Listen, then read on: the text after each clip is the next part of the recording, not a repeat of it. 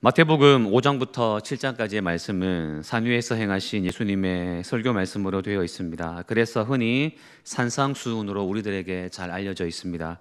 팔복에 관한 말씀을 필두로 해서 이 산상수훈의 말씀에서는 예수님의 여러 가지 권면이 나오는데요, 전체 내용은 천국 백성된 자들의 윤리 강령으로 되어 있습니다. 그러니까 하나님의 나라로 초대를 받은 사람들이 앞으로 천국에 갈 때까지 어떠한 삶을 살아가야 하는지 아주 친절하게 소개해 놓은 말씀인 것입니다. 그 가운데서 우리는 오늘 팔복에 관하여 읽었습니다. 팔복의 말씀 한 절 한 절 세세하게 접근하기 전에 일단 이 말씀을 우리가 접하면서 두 가지 질문을 먼저 던져보면서 이 팔복에 관한 말씀을 우리가 보도록 하겠습니다. 첫 번째 질문이 나는 무리에게 속해 있는가 아니면 제자에 속해 있는가 하는 질문입니다. 오늘 말씀에서 팔복을 소개하기 전에 서두에서 하나의 상황을 설명하고 있습니다. 1절 말씀을 보게 되면 예수께서 무리를 보시고 산에 올라가 앉으시니 제자들이 나온지라 라고 말씀하고 있습니다. 상황을 잘 보시기 바랍니다. 우리 예수님께서 많은 무리들을 보셨고요, 그 다음에 산에 올라가셨는데 그때에 제자들이 예수님께로 나아왔습니다. 그러니까 산상수훈의 말씀이 펼쳐지기 전에 무리라고 하는 대상과 제자라고 하는 대상이 뚜렷하게 나눠지고 있음이 보여지고 있습니다. 이게 무슨 말인가 하면 예수님의 산상수훈의 가르침을 받는 사람들은 무리들이 아니라 제자들이었다라는 말입니다. 제자라는 말이 나오니까 언뜻 생각하기에 예수님의 12제자를 이야기하는 것 같아 보이는데, 여기서 언급되는 제자는 12제자를 말하는 것이 아닙니다. 12제자는 정말로 특별하게 택정함을 받은 사람들이고요, 여기서 말하는 제자는 예수님 앞으로 나아온 사람을 가리키는 대상입니다. 다시 말해서 예수님의 말씀에 감동을 받고 예수님을 따라가기 원하는 자들이 제자입니다. 오늘날로 말하면 예수님의 부르심을 입고 그리스도인 된 저와 여러분들을 말한다고 할 수가 있습니다. 예수님을 바라보는 세상 사람들의 모든 시각이 다 같지 않습니다. 예수님을 중심으로 세상 사람들을 크게 세 부류로 나눠 본다면 첫 번째 부류는 예수님에 대해서 전혀 관심이 없는 부류의 사람들입니다. 이런 사람들에게는 예수님을 아무리 전하고 전해도 귀에 들어가지를 않습니다. 예수라는 이름 자체가 아예 관심 밖에 있는 자들입니다. 참으로 불쌍한 영혼들이지요. 이런 사람들은 오늘 말씀에 나오는 이 무리라고 하는 그 바운더리 안에조차도 들고 싶어 하지 않습니다. 두 번째 부류는 예수님에 대해서, 기독교에 대해서 관심을 가지고 있는 부류의 사람들입니다. 이런 사람들은 마음을 조금 열었거나 아니면 마음을 열까 말까 망설이는 자들입니다. 마음을 열어서 믿고 싶다가도 한 번 더 생각해 보게 되면 그렇게 또 믿고 싶지는 않고, 또 예수님을 믿으면 나에게 어떤 이익이 있을까, 이렇게 철저하게 재보면서 계산하는 부류들입니다. 가끔씩 교회를 다니는 사람 가운데도 이런 부류들이 존재하기도 합니다. 이렇게 교회에 나와 있기는 하지만 자의가 아닌 타의에 오는 경우가 있고요, 마음이 닫혀있는 자들이고 설교나 교회의 여러 일들에 대해 비판적인 시각을 가지고 있는 자들입니다. 이런 자들이 오늘 말씀에 나오는 무리들입니다. 세 번째 부류는 예수를 믿고 고백하며 예수님이 부르시는 대로 나오는 부류의 사람들입니다. 예수님께서 하자 요청하면 하는 사람들이고요, 하라고 명령을 해도 하는 사람들입니다. 그런 부류들을 우리는 제자들이라고 부릅니다. 예수님은 산에 오르셔서 앉았을 때에 예수님을 따라와서 그의 말씀을 듣기를 원하는 자들에게 말씀을 하신 것입니다. 따라서 이어지는 팔복의 말씀은 오직 제자들에게 국한된 상황이다라고 할 수가 있습니다. 오늘 이 시간 팔복의 말씀에 앞서서 먼저 내가 무리에 속해 있는지 아니면 제자에 속해 있는지 질문을 던져보시기 바랍니다. 혹시라도 지금 나의 마음이 주를 향해 열려 있는지 아니면 닫혀 있는지 생각해 보시기 바랍니다. 혹시라도 닫혀 있는 마음이라면 오늘 주시는 예수님의 복된 말씀이 복으로 다가오지 않을 것입니다. 그리고 또 하나 던질 수 있는 두 번째 질문이 무엇이냐, 바로 복이 무엇입니까? 라는 질문입니다.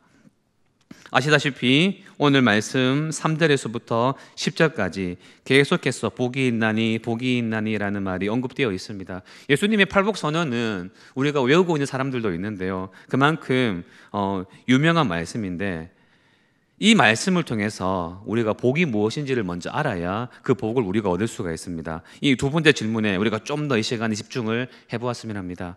통상적으로 복이라고 하면 소유의 개념을 가리킵니다. 풍족하게 받아 누리는 것이지요. 이게 틀렸느냐라고 한다면 절대로 아닙니다.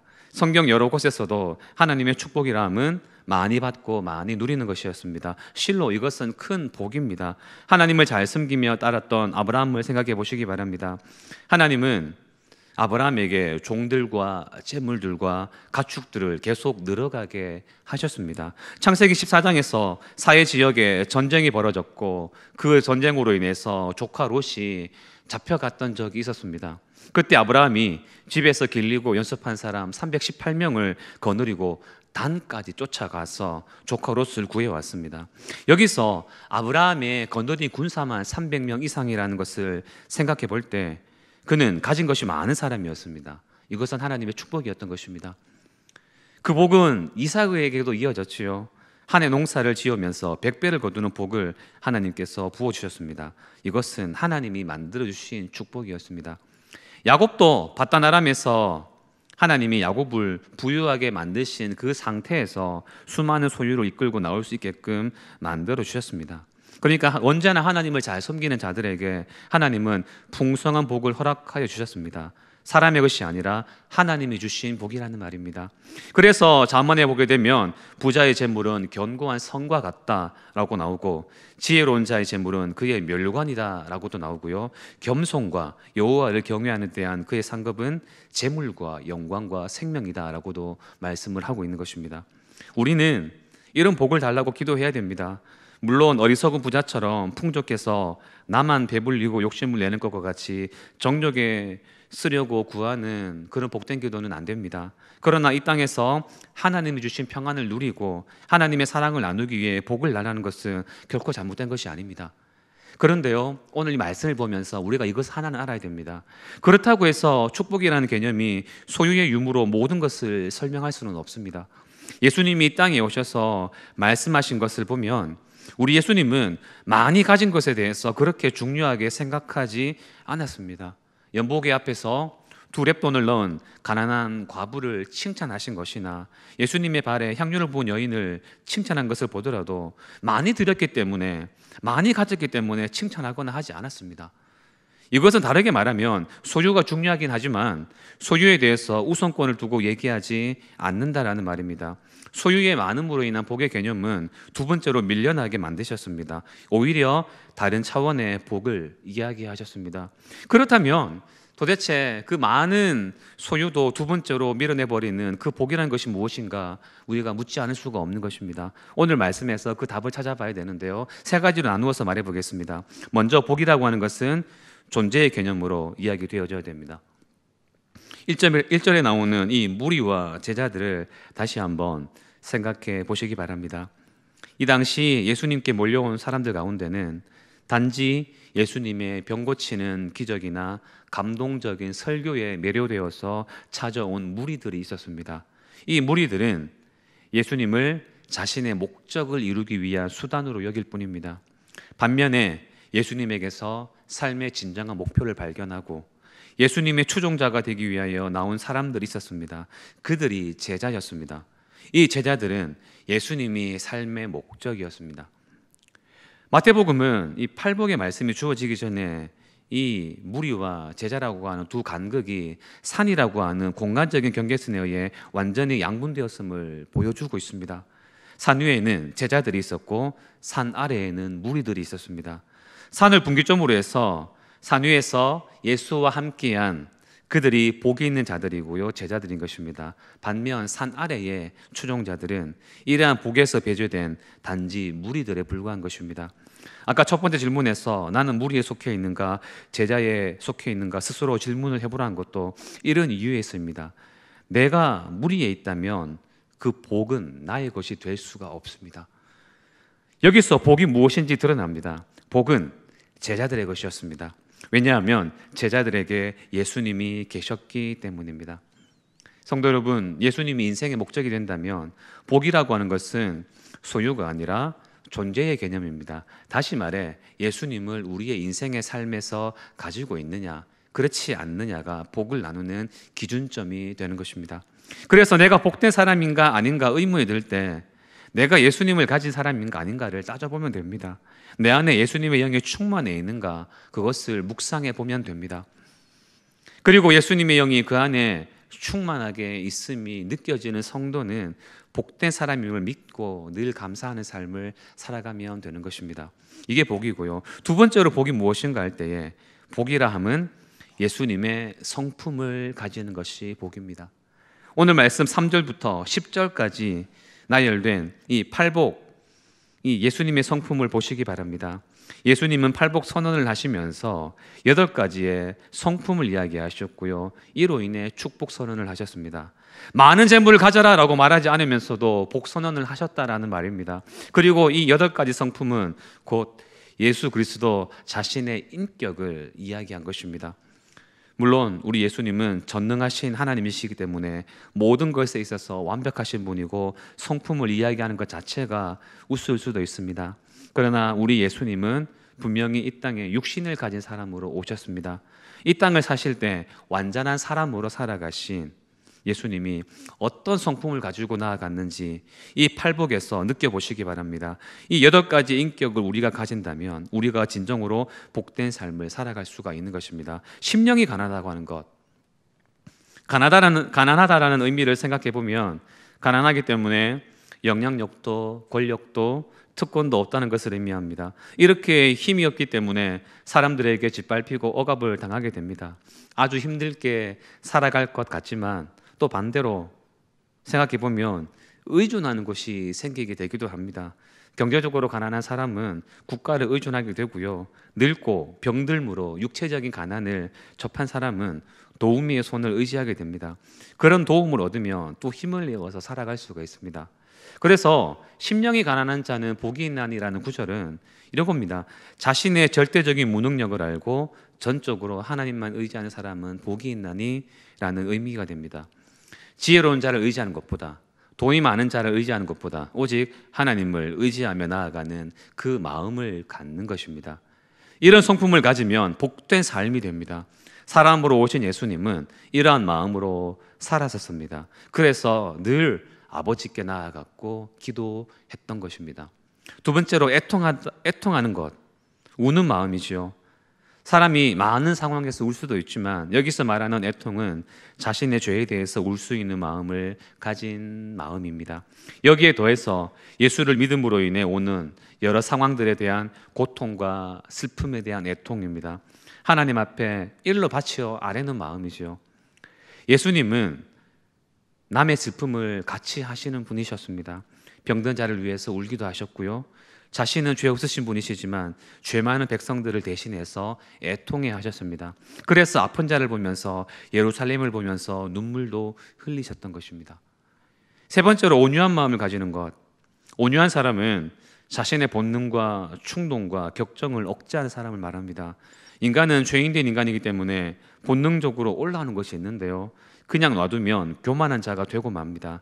하지만 이 온유한 마음이 이것을 통제하게끔 해줍니다. 민수기 12장에서 모세가 구스 여인을 아내로 취하였는데 아론과 미리암이 모세를 향해서 말하기를 하나님이 당신하고만 말씀하셨느냐, 우리랑은 말씀하지 않으셨느냐 라면서 비방을 했습니다. 모세의 마음이 심란했을 것입니다. 어쩌면 저 밑에서부터 격정이 올라왔을 수도 있습니다. 그러나 그 다음에 하는 말이, 이 사람 모세는 온유함이 지면의 모든 사람보다 승하더라 라고 말씀을 하고 있습니다. 온유한 마음은 자신의 마음을 다스릴 줄 압니다. 그냥 겉으로 웃는 마음이 아니라 모든 감정을 다스리며 하나님 앞에 그것을 내어놓는 마음입니다. 모세는 이런 마음을 하나님께 보임으로써 얼마나 겸손한 지도자인지가 드러났습니다. 우리 예수님은 늘 온유한 마음을 갖고서 교만함 없이 겸손하게 살아가셨습니다. 이 마음을 가지는 것이 곧 복이라는 말입니다. 네 번째로 의에 줄이고 목마른 마음을 가진다고 하는 것. 하루 삼시세끼를 먹는 사람들에게 배고픔이나 목마름은 그냥 간단한 간식으로 아니면 한 잔의 물로도 해결이 됩니다. 그러나 여기서 말하는 줄이고 목마름은 간단한 식사로 때울 상황이 아니고요, 음료수 한 잔으로 해결되는 갈증이 아닙니다. 먹지 않으면 굶어 죽을 수 있는 상황, 지금 당장 마시지 않으면 쓰러질 상황을 말합니다. 10여 년 전에 울산에서 사역할 때에 수요 예배를 드리는데 갑자기 남자 집사님 한 분이 그 자리에서 예배 드리는 중에 쓰러졌습니다. 저랑 부목사님 한 분, 두 분이 그분을 업고 로비로 나갔었습니다. 함께 있던 부인 권사님께서 빨리 단 것을 보충해야 된다라고 말씀하셔서 급하게 캔 사이다 하나를 뽑아와서 마시게 한 적이 있었습니다. 그랬더니 또 말끔히 일어나는 것이었습니다. 당이 떨어져서 나타난 현상이었던 것입니다. 그런 사람은 당장 당을 보충해 줘야만 일어날 수가 있습니다.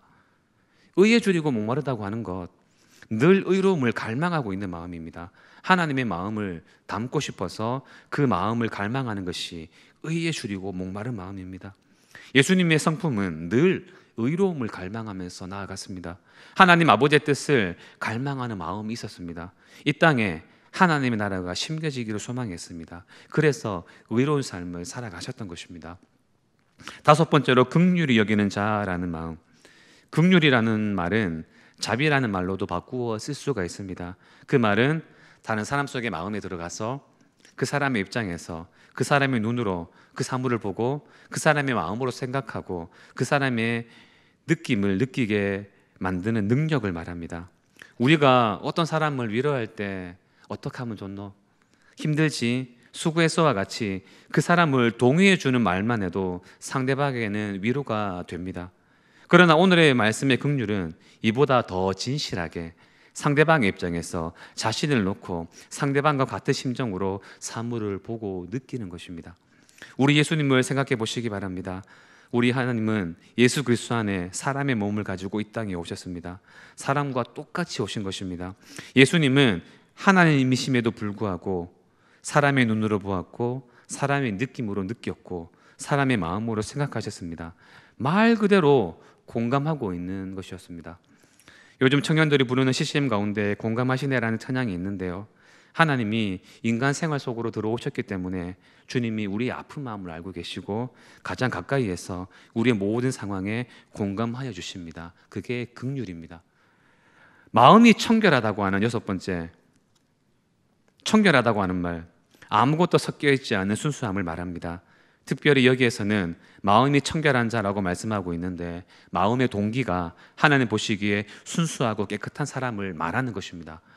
우리 예수님은 완전 무결한 삶을 살아가셨습니다. 흠과 티가 없는 귀한 삶을 살아가셨습니다.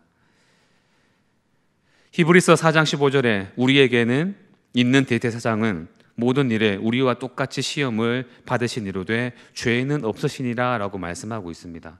예수님은 그 존재 자체가 청결함이었습니다. 우리들은 죄의 속성이 마음 한켠에 늘 자리하고 있는 부족한 존재이지만 예수님의 성품을 잡는다는 것은 이렇게 죄를 밀어내고 청결함으로 나아가는 삶을 살아가는 것입니다. 구원받은 자가 죄를 짓지 말아야 하는 이유가 여기에 있습니다. 마음이 청결한 그 성품을 닮아야 하는 것입니다. 일곱 번째로 화평케 한다라고 하는 것, 히브리어로 샬롬입니다. 부정적인 의미가 전혀 없는 말입니다. 샬롬을 가진 사람은 사람 간에 올바른 관계를 세울 수 있습니다. 하지만 이것이 없는 사람은 늘 이간하며 다투게 됩니다. 우리 예수님은 이 땅에 오신 목적이 화평을 위해서입니다. 하나님과 사람과의 화목함을 위해서 이 땅에 오신 것입니다. 그래서 로마서 5장 10절 말씀에 우리가 원수 되었을 때 예수님의 죽으심으로 말미암아 하나님과 화목하게 되었다라고 말씀합니다. 예수님의 영을 가진 자는 쉽게 말해 싸우지 않아야 됩니다. 싸우면 예수님의 성품과 정반대의 길을 걸어가게 됩니다. 예수님이 평강의 왕으로 오셨음을 우리가 알고 나아가야 됩니다. 그리고 마지막 여덟 번째, 의를 위하여 박해를 받는 마음인데요, 더 설명을 할 필요가 없이 예수님의 성품 그대로입니다.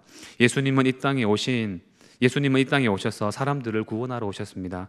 십자가를 지러 오셨다라는 말이고 이것을 위해서 박해가 아니라 죽음까지도 각오하고 오셨습니다. 예수님의 성품이 그대로 드러나고 있습니다. 예수님을 따라가는 사람은 이 마음을 가질 줄 알아야 됩니다. 예수를 믿기에 수모도 감당해낼 수 있습니다. 예레미야는 구덩이에 빠지고 감옥에 갇히기도 하였고요. 요셉은 누명을 쓰기도 하였고, 야곱은 품삯을 못 받기도 하였습니다. 바울은 이루 말할 수가 없습니다. 그 모든 것들이 예수님의 성품이었습니다. 이처럼 예수님은 제자들에게 팔복을 이야기할 때 자신의 성품, 자신의 인격을 먼저 가르쳐 주셨습니다. 그리고 이러한 예수님의 인격을 배워서 잘 간직하고 살아가는 자들이 바로 복 있는 자라는 것을 알려주셨습니다. 세상에서의 풍요함도 복이지만 예수님의 성품을 가지고 살아가는 것은 세상의 것과는 비교할 수 없는 복이 됩니다. 그래서 복이 무엇입니까? 라는 질문의 세 번째이자 결론으로 말할 수 있는 것이, 복이라 함은 예수님 그 자체입니다. 예수님께 택함을 입고 그분께 나온 바로 그 상태를, 즉 예수와 함께 있는 그 상태 그 자체가 복입니다. 그러한 존재를 일컬어 제자라고 부르는 것입니다. 거기에 더해서 예수님과 함께하면서 예수님의 성품을 배우고 예수님의 인격으로 살아가는 그 존재가 복받은 사람입니다. 복은 성품이요 인격으로 존재하는 것입니다. 그리고 예수님의 제자는 그 복을 누릴 수가 있습니다. 결코 물질의 소유가 전부가 아닙니다. 소유로 따지자면 머리 둘 곳조차 없었던 예수님은 아무런 영향력 없는 존재에 불과했습니다. 그러나 예수님의 팔복은 물질의 소유가 아니라 예수라는 그 존재에 의해서 정의되는 것입니다. 이 말씀을 통해서 이 시간 여러분들에게 권면을 드린다며 이렇게 두 가지를 권면드리겠습니다. 먼저, 늘 예수님의 제자로 살아가는 여러분들 되시기 바랍니다. 예수님을 가진 삶을 살아가시기 바랍니다. 산 아래에 있는 무리들처럼 긴가민가하며 살아가지 마시고요, 나의 예수님, 나의 하나님을 부르면서 예수님과 늘 동행하는 삶을 살아가시기 바랍니다. 여러분, 신앙이라고 하는 것은 더욱더 예수님께 가까이 나아가는 작업입니다. 오늘 말씀을 깊이 생각해 보시기 바랍니다. 예수님께 아예 관심이 없는 사람들은 산 아래에 있지도 않았습니다. 예수님과 아주 멀리 떨어져 있는 사람들이었습니다. 산 아래에 있는 무리들은 어느 정도 거리를 두고 있는 사람들이었습니다. 그러나 산 위에 올라온 제자들은 예수님께 가까이 있는 자들이었던 것입니다. 소유가 목적이 되어서 그것을 이루기 위해 예수를 수단화 삼는 산 아래의 무리들이 되어서는 안 될 것입니다. 우리들은 오직 예수님만이 삶의 목적이 되는 제자여야 됩니다. 그러한 제자로 살아가길 바랍니다. 그래서 신앙은 내가 얼마나 예수님께로 가까이 가느냐의 싸움입니다. 마리아와 마르다의 이야기에서 마르다는 예수님을 섬기는 일로 너무 분주했었습니다. 그러나 마리아는 예수님의 발치 앞에서 말씀을 듣고 있었습니다. 이 상황은 마르다의 신앙이 형편없었다는 것을 말함이 아닙니다. 예수님의 기준으로 볼 때 이 상황에서만큼은 예수님과 마리아의 영적인 거리가 더 가까웠음을 말하는 것입니다. 그래서 예수님은 저가 더 좋은 것을 택했다라고 말하는 것입니다. 신앙은 내가 얼마나 예수님께 가까이 가느냐의 싸움입니다. 모세가 왜 위대한 신앙인입니까? 하나님과 아주 가까이 있었기 때문에 그렇습니다.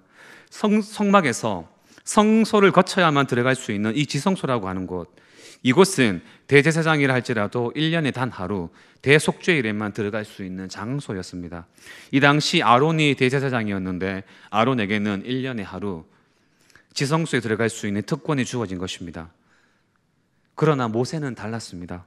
수시로 들어갈 수 있었습니다. 지성소에 있는 그 법궤의 속죄소에서 하나님은 상시로 모세와 만났고요, 하나님이 하실 일을 모세에게 알려주셨습니다. 될 수 있으면 예수님께 붙어있는 삶을 살아가시기 바랍니다. 귀하신 주여 날 붙어사 날마다 주께로 더 가까이라는 찬송가 가사처럼 내 일생 소원은 늘 찬송하면서 주님께 더 가까이 가기 원합니다라고 우리가 부르는 찬송가 가사처럼 이렇게 가까이 붙어 있으시기 바랍니다. 이사야 29장 13절에 보게 되면 선지자가 남유다를 향해서 심판의 메시지를 던질 때에 이 백성이 입으로는 나를 가까이 하며 입술로는 나를 공경하나 그들의 마음은 내게서 멀리 떠났다라고 했습니다. 사람들의 신앙 없음이 거리적으로 떨어졌음을 이야기했습니다. 예수님께는 우리의 몸도 우리의 마음도 늘 가까워야 됩니다. 예배로서, 기도로서 가까워져야 되고요, 행동으로서 가깝고요. 그래서 어떤 사람들은 교회와 물리적인 거리도 가까이 있고 싶어 해서 하나님 교회 근처에 살기 원합니다 기도를 드리는 분도 있습니다. 이것이 제자의 삶이고 복된 삶이 될 줄로 믿습니다. 날마다 예수님의 제자로 살아가시고 예수님 가까이 예수님을 가진 삶을 살아가는 여러분들 되시기를 바랍니다. 하나 더 권면을 드린다면 8가지 복을 선언하신 이 예수님의 귀한 성품을 늘 닮아가려고 노력하는 성도님들이 되시기를 바랍니다. 예수님의 팔복은 예수님의 성품이요 말 그대로 축복입니다. 이 성품을 닮아가야 됩니다. 마태복음은 행함의 복음서입니다. 8가지 성품 모두 우리가 닮아가기를 원하는 마음으로 살아가야 되는 것입니다. 심령이 가난한 이 마음처럼 자신의 부족함, 무능력을 알고 오직 하나님을 찾고 의지하는 삶을 살아가시기 바랍니다. 애통하는 자의 마음처럼 주님께 모든 것 아뢰는 삶을 살아가시기 바랍니다. 온유한 마음처럼 늘 겸손하게 여러분들의 마음을 다스리고 나아가시기 바랍니다. 의에 줄이고 목마른 마음처럼 하나님을 찾고 하나님이 원하시는 대로 나아가는 삶을 살아가시기 바랍니다. 긍휼히 여기는 마음처럼 성도의 마음을 이해하고 공감하고 무엇보다도 예수님의 마음을 우리도 공감하며 살아가시기 바랍니다. 마음이 청결한 사람의 마음처럼 늘 주님 앞에서 순수하게 살아가시기 바랍니다. 악은 모양이라도 버려라는 말씀처럼 늘 순결하게 나아가는 자들이 되시기를 바랍니다. 화평하게 하는 마음처럼 예수님의 마음을 닮아 다투지 아니하고 대적하지 아니하고 축복하며 섬기는 삶을 살아가시기 바랍니다. 그리고 의를 위하여 박해를 받는 사람의 마음처럼 주를 위한 일이면 고난을 당해도 괜찮다라는 마음으로 나아가시기 바랍니다. 이사야 50장 6절 말씀에 하나님의 종된 사람이 고백을 했지요. 나를 때린 사람에게 내가 득을 맡기겠습니다. 수염을 뽑으려고 한 사람에게 얼굴을 맡기겠습니다. 모욕과 침뱉는 사람에게는 손으로 얼굴을 가리지 않겠습니다 라고 고백을 했습니다. 무슨 말인가 하면 하나님을 위한 일에 고난을 당해도 당당히 나아가겠다라는 고백의 표현이었던 것입니다. 결국 주님과 함께함이 복입니다. 주님께 가까이 나아감이 복입니다. 예수님의 영이 내 안에 충만해 있으면 그것이 복입니다. 예수님의 마음을 닮아서 예수님의 성품이 깃들여지면 복이 됩니다. 오늘 예수님의 팔복은 그런 의미인 것입니다. 예수님을 먼저 찾고 예수님만을 경배하며 나아가야 하겠습니다. 그런 자들에게 마태복음 6장 33절 너희는 먼저 그의 나라와 그의 의를 구하라 그리하면 이 모든 것을 너희에게 더하시리라 이 말씀이 주어질 것입니다. 추석 명절을 지낼 때에 한 주의 삶을 살아가실 때에 예수님께 가까이 나아감으로 예수님 마음을 닮음으로 더 나아가서 예수님을 여러분들의 것으로 가짐으로 복을 누리며 살아가는 제자된 성도님들이 다 되시기를 주님의 이름으로 축원합니다.